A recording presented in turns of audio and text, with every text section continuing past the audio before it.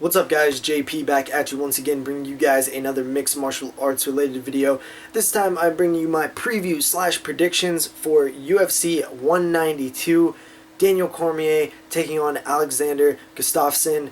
This should be a great card. It was a great card. Now it's just a good card with the unfortunate news that Johnny Hendricks is now off the card, which means Tyrone Woodley is off the card. Hendricks had been rushed to the hospital having issues with his weight cut, so I'll talk about that in a minute, but let's break down this fight card. So the way I'm going to do it this time, because these videos always end up like 25 minutes long, is I'm not going to talk about the fights that I don't have a deep invested interest in as much, things that I don't really know, or it's kind of a coin flip to me. I'm just going to kind of pick a winner, and that's pretty much it. So starting off with the preliminary fight pass card, we have heavyweight Derek Lewis taking on Victor Pesta. Now Derek Lewis, the Black Beast, I am familiar with him.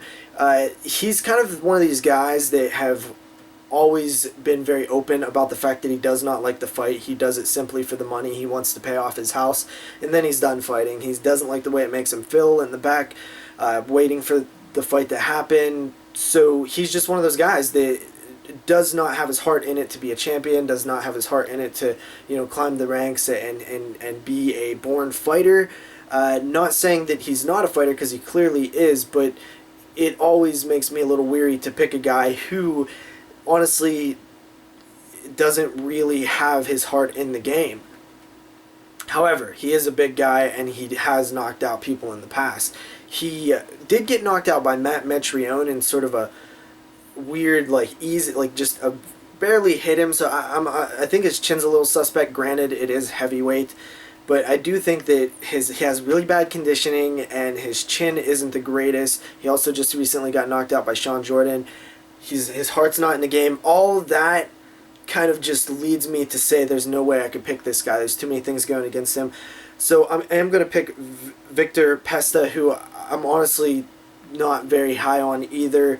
The guy, I think he fought somebody else on this card before. I think he fought Ruslan Magavidov, who is fighting on the main card, and he got beat by him. So I'm not really impressed with him, but I do think that he might go for the takedown and kind of grind Derek Lewis out. So then we move on to flyweights. Chris Carriasso taking on Sergio Pettis. Now, this is a very interesting fight to me. Sergio Pettis is somebody who I've watched, obviously, for a while, being, the younger Pettis brother. I followed him through his regional circuit. I think he was in RFA. I think he was their flyweight champion. He moved into the UFC, went up to bantamweight. I actually won a lot of money on him betting against him when he fought Bruce Leroy.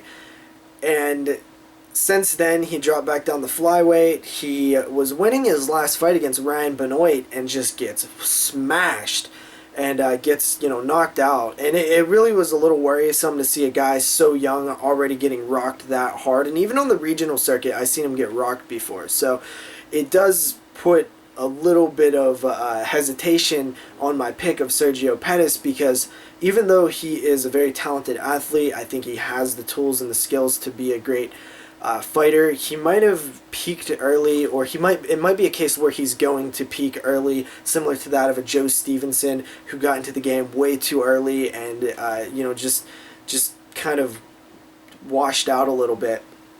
I am worried about that with Sergio Pettis. I want him to succeed. He could be a great face at flyweight, and I think Chris Carriasso is a good fight for him. Chris Carriasso, if he had been known for knocking guys out a little bit more, I would probably pick him against Sergio Pettis. But I don't see a way that he's going to beat Sergio Pettis by decision.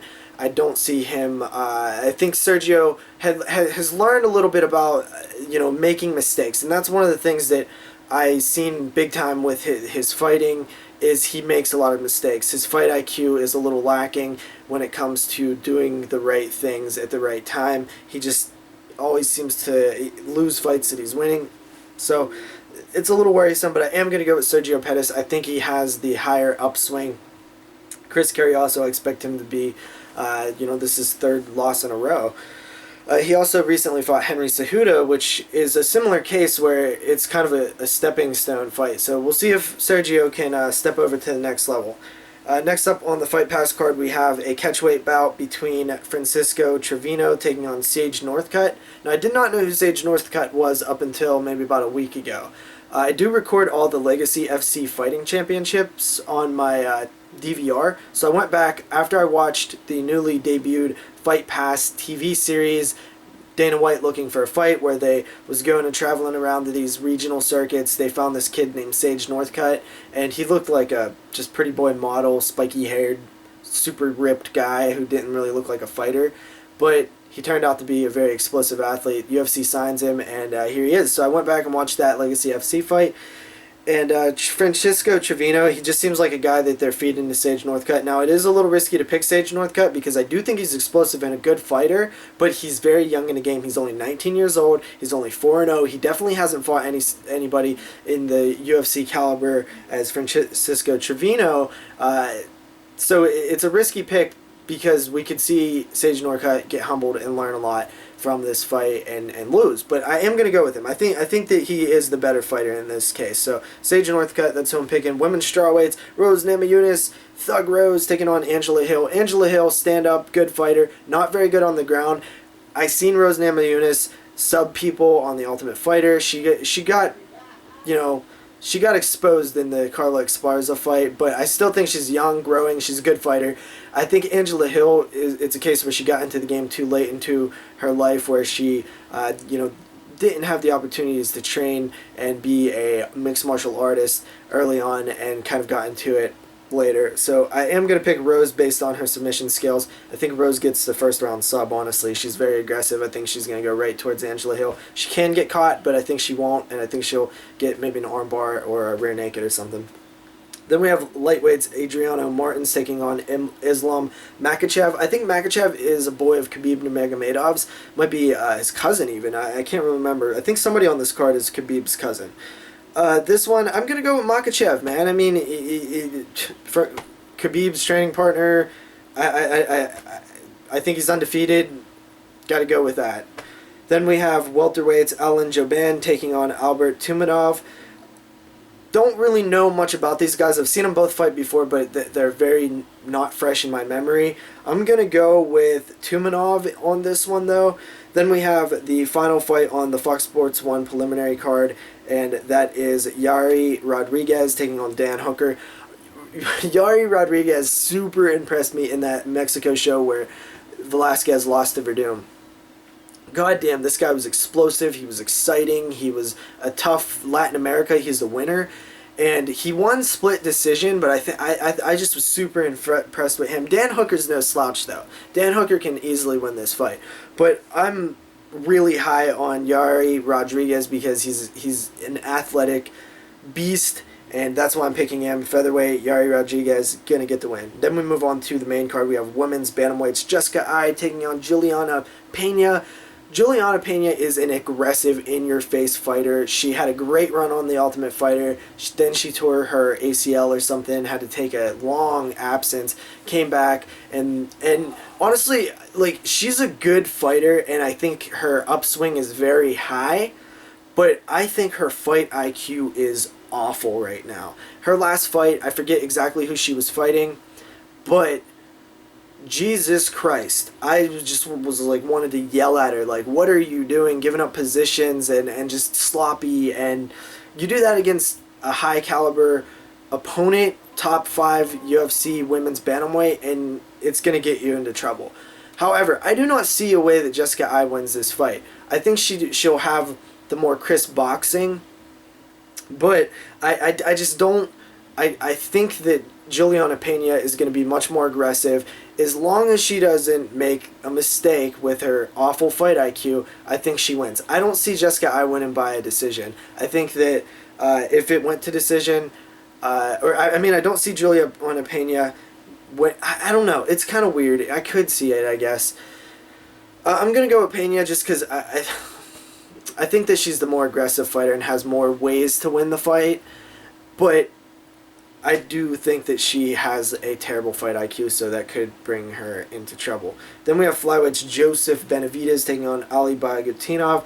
This should be Joseph Benavidez all day. He's the best fighter in the flyweight division, not named Demetrius Johnson. He cannot beat Demetrius Johnson, but he's going to take out every other contender and every other top flyweight while trying to get another title shot after another title shot, because he's probably not going to beat DJ, but he is a great fighter. The only thing that kind of bugs me is I hear that Team Alpha Male right now, which Joseph Benavidez is a key member of, is having a little bit of coaching issues, with the exit of Dwayne Bang Ludwig, and I think Martin Kampman was there, but I think that they don't have like a striking coach there or something. I heard an interview. I don't know. It's a little worrisome, but I'm still you got to go with Joey B. You just have to. So that's what I'm picking. Then we have heavyweight Sean Jordan taking on Ruslan Magomedov.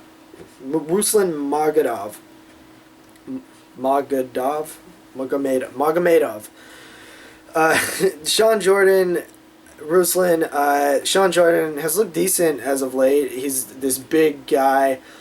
I think he has more tools to win the fight. Catching Ruslan. This is one I'm kind of torn on because Magomedov, I think, should be able to utilize his wrestling and beat Sean Jordan. And if you look at Ruslan's record, it's kind of like just people who were past there. He's just like fighting people that he can get wins over, easy opponents. So he is undefeated, I believe, but at the same time, his record is quite padded. I think the safe pick here is Magomedov, but I'm going to go with Sean Jordan because I think that I could see a knockout there. Then we have light heavyweights, Ryan Bader taking on Rashad Evans. Rashad Evans is one of my favorite old school fighters, but that's the thing. He's an old school fighter. I mean, Ryan Bader's been around for a while too, but Rashad, with those injuries, I think he's like in his above his mid-30s now. I just don't think he has much left to prove. I don't think he's gonna really. He's already peaked. He's on the decline.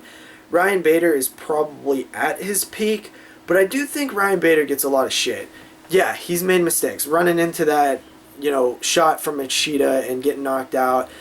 Standing and trading in a pocket with Glover Teixeira and getting knocked out.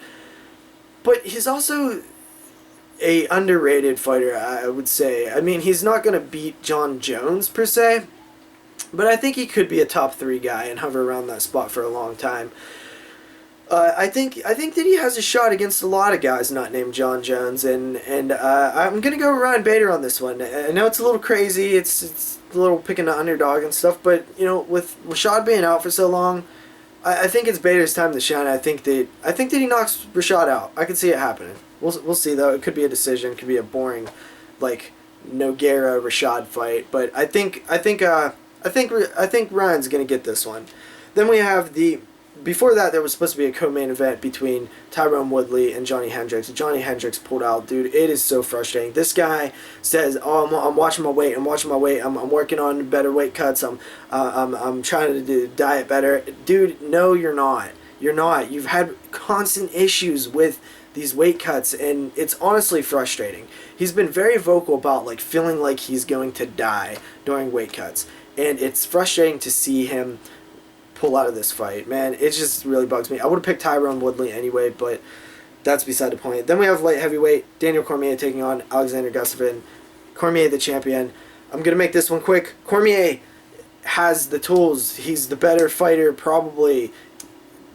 But I honestly do believe that the range and the way that Alexander fought Jones is going to placate in this fight, because I think this is that defensive wrestling that Gustafsson has. I can see it working. Cormier is going to try to hold him up against the fence and do some dirty boxing. I don't think Alexander's going to do that. I don't think he's going to be able to hold Alexander there.